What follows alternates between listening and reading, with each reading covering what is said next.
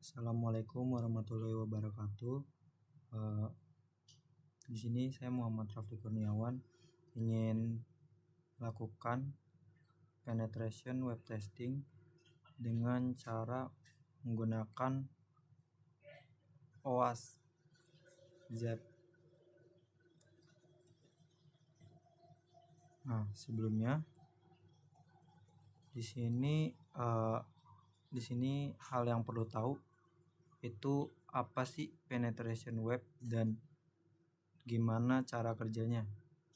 Nah, di sini dijelaskan bahwa penetration web itu merupakan suatu proses yang dapat menguji keamanan sebuah situs web dengan cara mensimulasikan serangan yang mungkin dilakukan oleh hacker. Dan di sini sebenarnya tujuannya adalah untuk mencari celah atau kelemahan atau biasa disebut vulnerabilities dalam sistem web yang bisa dimanfaatkan untuk akses yang nggak sah, mencuri data, atau merusak sistem. Biasanya yang dites itu mulai dari halaman login, input form, hingga koneksi ke database. Uji coba ini penting banget buat ngejamin bahwa situs tetap aman dan data pengguna juga terlindungi. Dan di sini cara kerjanya itu dimulai dari fase pengumpulan informasi, yaitu informasi gathering, terus lanjut ke eksplorasi celah keamanan seperti SQL injection, XSS, atau CSRF. Lalu mencoba mengeksploitasi celah itu. Setelah itu, pentester bakal laporin hasil temuannya ke pemilik web, biar segera bisa ditambal atau patching. Intinya, penetration web ini kayak simulasi hacker, tapi tujuannya baik, yaitu buat tingkatin keamanan web. Oke, selanjutnya di sini saya juga menjelaskan apa itu OWASP ZAP. Nah, di sini singkatnya yaitu Z Attack Proxy, yaitu adalah sebuah tools dan juga sifatnya open source yang bisa dipakai buat ngecek keamanan aplikasi web dengan cara melakukan scanning dan simulasi serangan secara otomatis maupun manual. Tools ini juga cocok banget buat pemula ataupun profesional karena tampilannya user friendly dan juga punya banyak fitur seperti spidering, passive scanning, dan active scanning, yaitu gunanya untuk mencari celah keamanan kayak XXS, SQL injection, dan lainnya. OWASP ZAP juga sering dipakai buat proses penetration testing karena gratis. Terus juga dikembangkan oleh banyak komunitas juga dan menjadi salah satu proyek utama OWASP, itu disingkat Open Web Application Security Project. Organisasi ini fokus pada keamanan dan aplikasi web. Nah, yang terakhir di sini ada 3 alasan mengapa saya pakai OWASP ZAP. Dan yang pertama ini yaitu sifatnya gratis dan juga open source. OWASP ZAP ini bisa digunakan tanpa biaya alias gratis dan jadi cocok banget buat yang individu, startup, atau tim kecil yang mau ngetes keamanan web tanpa keluarin budget yang gede. Terus juga selanjutnya itu fitur yang lengkap dan juga powerful. ZAP ini punya sistem otomatis seperti spider, passive scan, dan juga active scan. Plus bisa juga manual testing. Jadi cocok banget nih buat cari celah kayak XSS, SQL injection, dan banyak lagi. Dan yang terakhir di sini juga ZAP ini sangat user friendly dan juga cocok buat pemula. Interface ZAP ini bisa dibilang mudah dipahami, bahkan buat yang baru belajar cyber security juga tetap cukup canggih buat yang profesional yang butuh tools yang lebih fleksibel dan juga bisa dikustomisasi. Oke, sebelum kita mulai memasuki prakteknya, di sini perlu diketahui dulu hal-hal apa aja yang perlu disiapkan sebelum memasuki uji coba penetration webnya. Di sini yang pertama itu perlu di sini saya menggunakan virtual machine dengan sistem operasi Kali Linux, dan juga perlu instalasi WhatsApp-nya terlebih dahulu. Dan yang ketiga ini perlu koneksi internet yang stabil juga. Dan yang terakhir itu perlu laptop dan PC dengan spesifikasi yang standar. Oke, kita langsung aja masuk ke bagian prakteknya.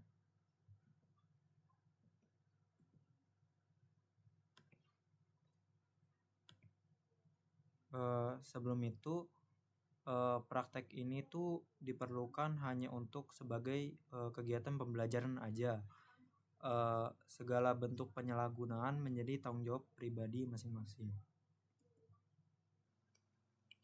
Baik, di sini saya langsung memasuki tampilan awalnya, yaitu tampilan awal dari sistem operasi Kali Linux bisa dioperasikan pada virtual machine-nya. Jadi saya menginput password terlebih dahulu. Nah, hal pertama yang bisa dilakukan untuk melakukan uji coba penetrasi webnya, di sini bisa melakukan instalasi terlebih dahulu, instalasi WhatsApp-nya terlebih dahulu ya.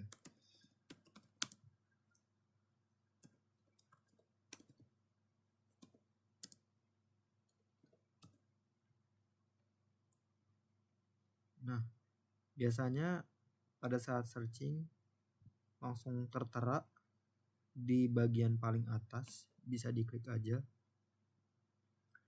Dan di sini bisa di-download sesuai dengan masing-masing sistem operasi yang kalian punya. Di sini karena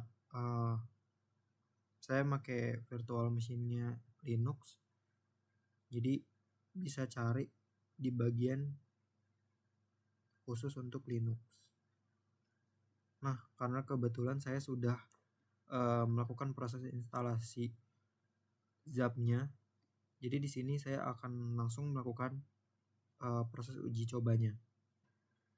Nah, jika sudah terinstall, di sini kalian biasa masuk di bagian pencariannya.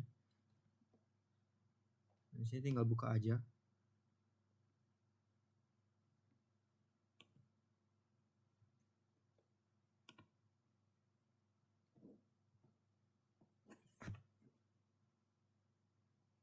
Nah, dia akan menuju halaman loading seperti berikut. Nah, kalau misalkan ada alert seperti ini, di sini kalian perlu centang aja yang no, I don't want to persist this session at this moment in time. Nah, kalau sudah posisi centangnya seperti ini, kalian bisa langsung start aja. Nah, di sini kita langsung bisa disajikan halaman UI interface-nya nih. Nah, di sini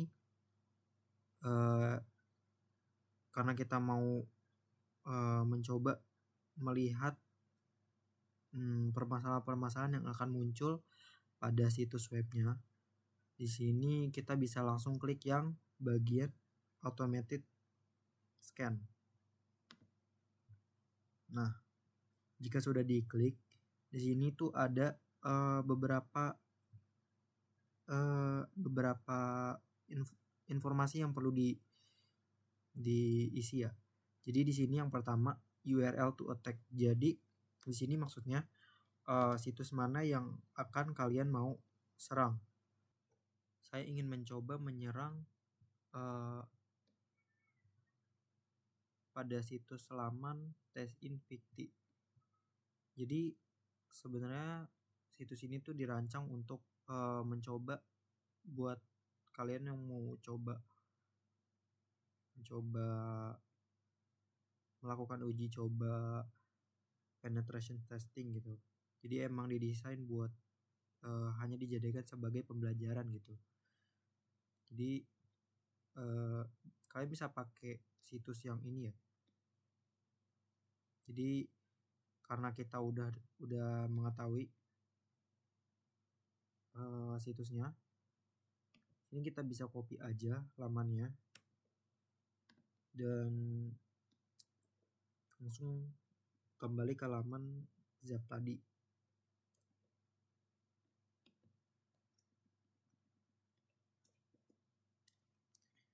Nah, kalau semisalkan udah di input situsnya, di sini use Ajax Spider ya, itu di sini akan kayak melakukan sebuah penggambaran gitu ya buat langsung diuji coba gitu ya. Jadi tinggal langsung attack aja.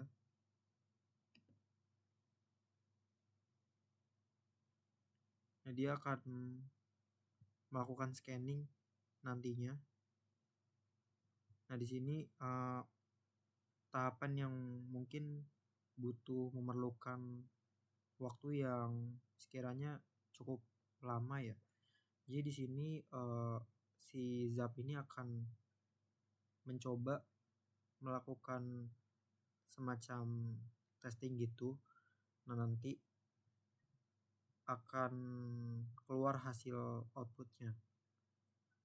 Jadi di sini kita perlu tunggu beberapa saat sampai proses uji cobanya ini selesai. Oke, tadi pada saat kita telah melakukan scanning, di sini sudah selesai ya, sudah selesai progresnya. Ya, sampai dia sampai 100 progresnya. Dan di sini kita bisa melihat hasil apa aja tadi yang sekiranya ada beberapa kesalahan yang perlu diperbaiki. Dan selengkapnya akan kita bahas pada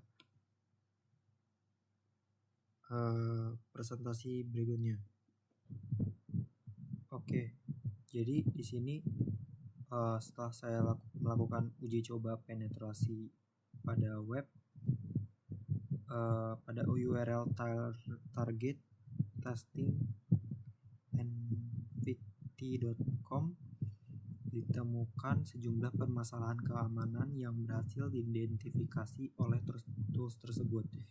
Jadi permasalahan ini muncul secara otomatis pada bagian alert di Zap sebelumnya yang menunjukkan berbagai celah keamanan yang terdeteksi.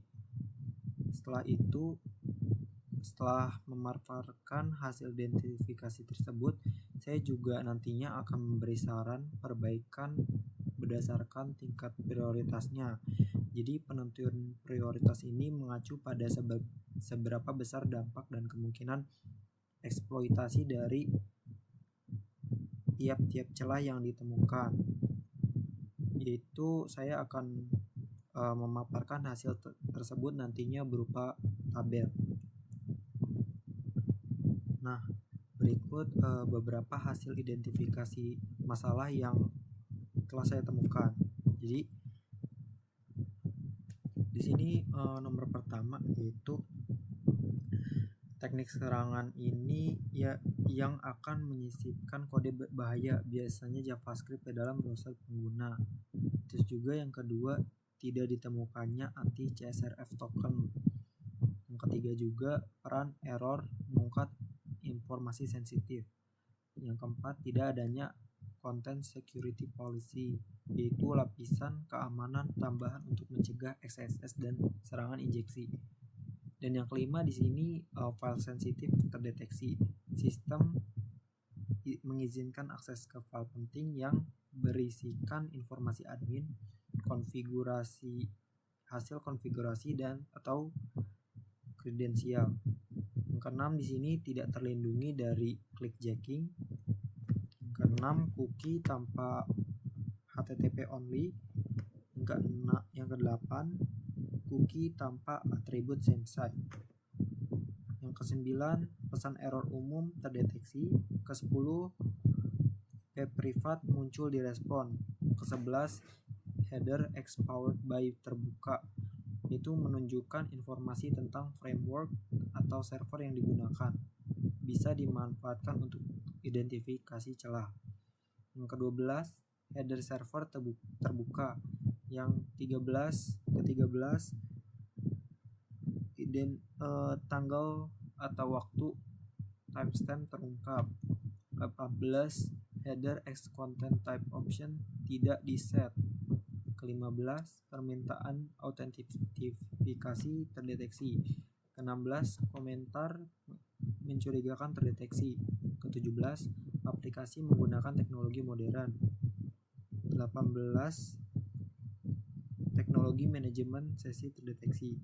Dan yang terakhir input pengguna dalam atribut HTML. Jadi ini merupakan hasil temuan dari uji coba penetrasi pada situs web yang sudah diuji coba sebelumnya.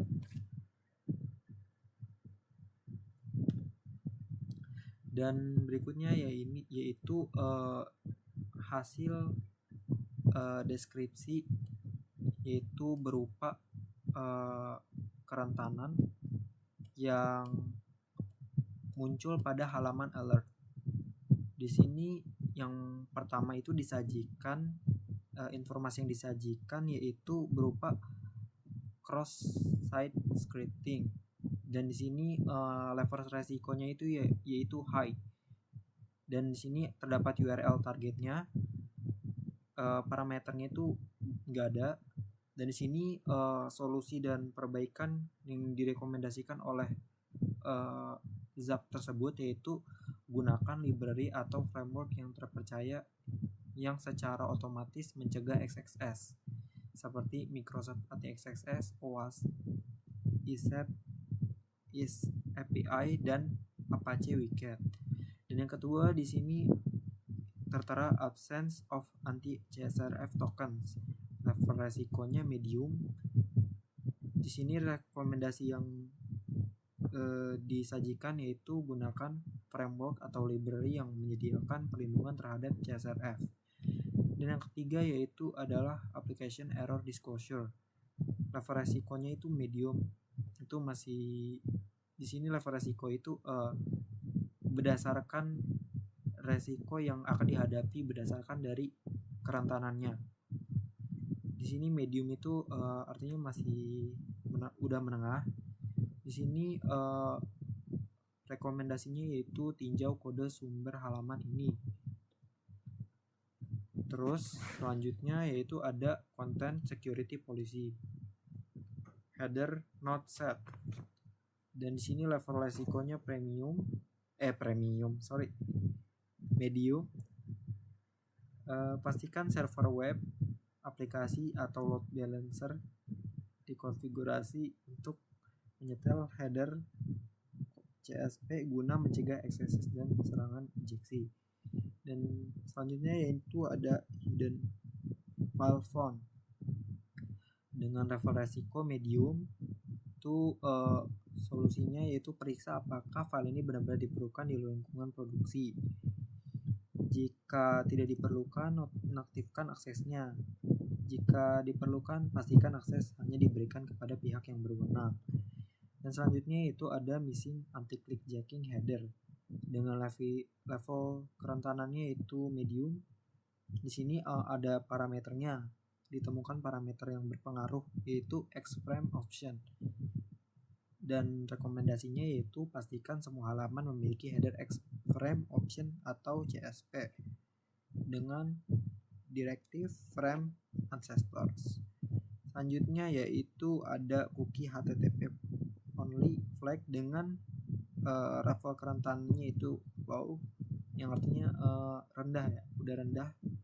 Di sini parameter yang berpengaruh yaitu adalah PHP session ID. Di sini rekomendasinya adalah pastikan semua cookie memiliki atribut HTTP only untuk mencegah akses oleh script dari sisi klien.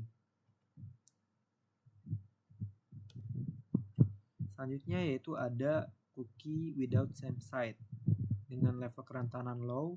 Di sini parameternya juga sama, PHP session ID. Di sini tetap rekomendasinya adalah tetapkan atribut same site pada cookie ke nilai lux atau strict untuk membatasi pengiriman cookie. 9 adalah information disclosure, kerentanannya low. Sarannya adalah menonaktifkan pesan debug sebelum menerapkan aplikasi ke produksi untuk mencegah pengungkapan informasi internal. Selanjutnya adalah private IP disclosure dengan level kerentanan low. Di sini adalah hapus alamat IP privat dari isi respon HTTP. Selanjutnya adalah export by header terbuka dengan level kerentanan low.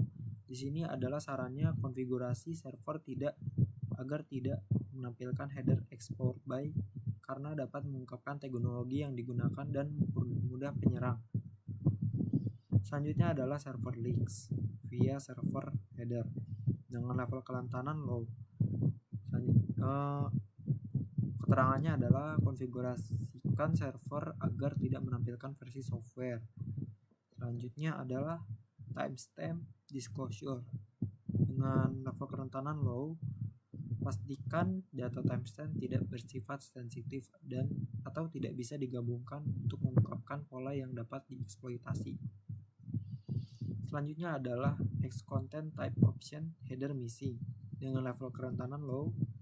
Di sini keterangannya adalah pastikan menyetel header content type secara tepat dan tambahkan header X-Content Type dengan nilai non-sniff. Hal ini mencegah browser menebak jenis konten yang dapat menyebabkan eksekusi yang tidak diinginkan. Selanjutnya adalah Authentication Request Identified. Dengan di sini adalah level kerentanannya yaitu informasional, yang berarti di sini bersifat hanya informasi saja gitu. Di sini Authentication Request Identified dengan parameter username, yaitu di sini sesuai, yaitu ini adalah informasi saja bukan kerentanan sehingga tidak diperlukan sebagai tindakan perbaikan. Dan selanjutnya yaitu suspicion comment found dengan level kerentanan informasional juga, dengan saran hapus komentar dalam kode yang mengandung informasi sensitif atau petunjuk tentang kelemahan sistem. Selanjutnya juga di sini adalah Modern Web Application Identified dengan level kerentanan juga hanya informasional saja. Sini keterangannya adalah ini hanya informasi bahwa aplikasi menggunakan teknologi modern. Selanjutnya Session Management Response Identified dengan level kerentanan informasional dengan parameter PHP Session ID. Sini adalah hanya informasi bukan kerentanan, tidak perlu perbaikan. Selanjutnya adalah User Control HTML Element Attribute dengan parameter Pro dengan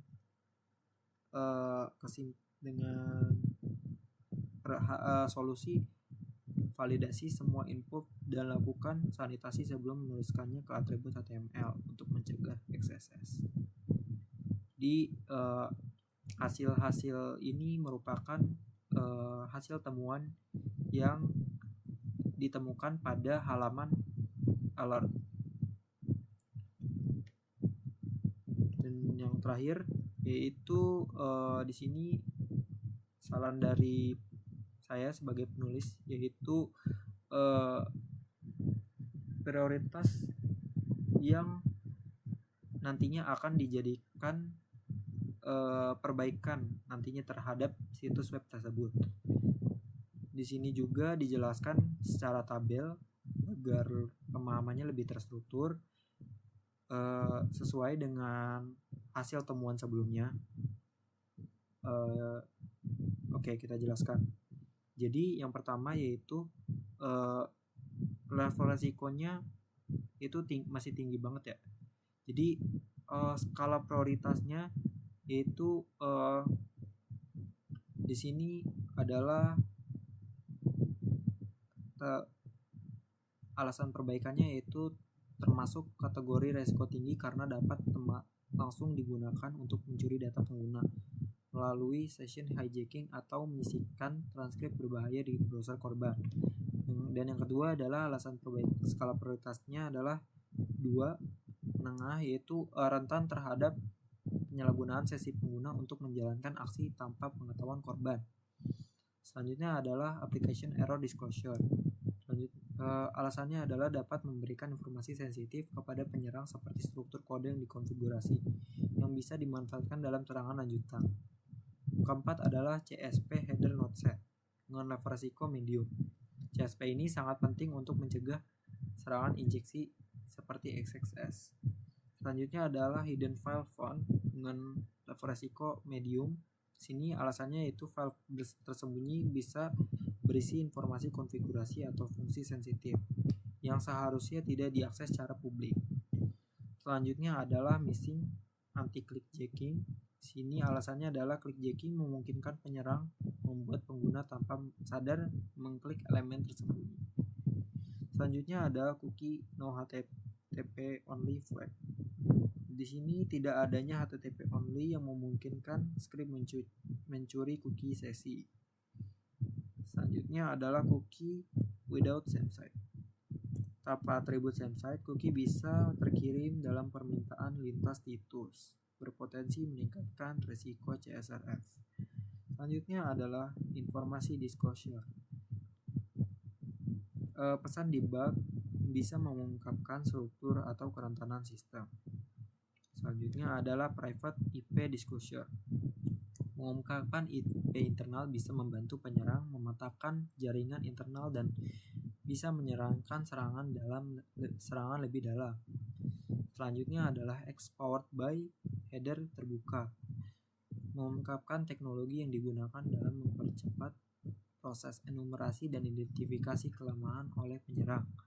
Selanjutnya adalah server leaks version via server header.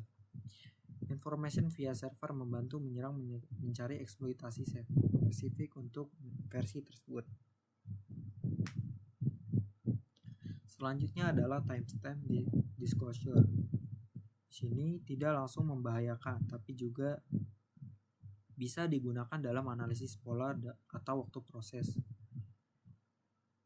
yang sebaiknya dikendalikan. Selanjutnya adalah X content type option header missing. Tanpa header ini, browser dapat melakukan image sniffing yang berpotensi menyebabkan eksekusi konten tidak aman. Selanjutnya adalah authentication request identified. Ini hanya bersifat informasi, tidak menunjukkan kerentanan langsung, tapi berguna untuk audit. Selanjutnya adalah suspicious comment found.